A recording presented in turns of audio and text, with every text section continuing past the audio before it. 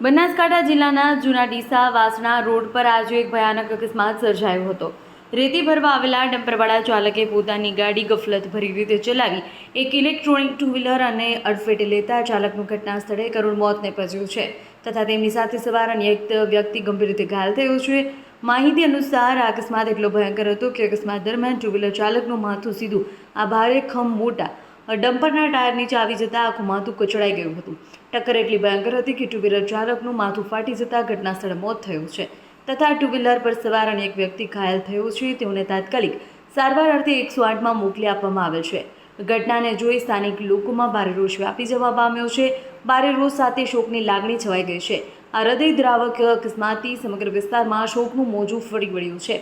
ઉલ્લેખનીય છે કે અનેક અખબારો અને મીડિયા દ્વારા વારંવાર 24 કલાક રેતી ભરી ચાલતા ડમ્પર ચાલકોની વિરોધમાં અવાજ ઉઠાવેલ હતો, પરંતુ બહેરામૂંગા તંત્રના કારણે આજ દિન સુધી અવાજ પહોંચી શક્યો ન હોય તેવું આજે આ દુઃખદ પરિણામ આવેલ છે અને હજુ સુધી પણ આ બેફામ બનેલા ડમ્પર ચાલકોને તંત્ર દ્વારા બ્રેક લગાડવામાં આવશે કે નહીં, કે હજુ સુધી અકસ્માતોની વણઝાર અને મોતનું તાંડવ ચાલુ રહેશે।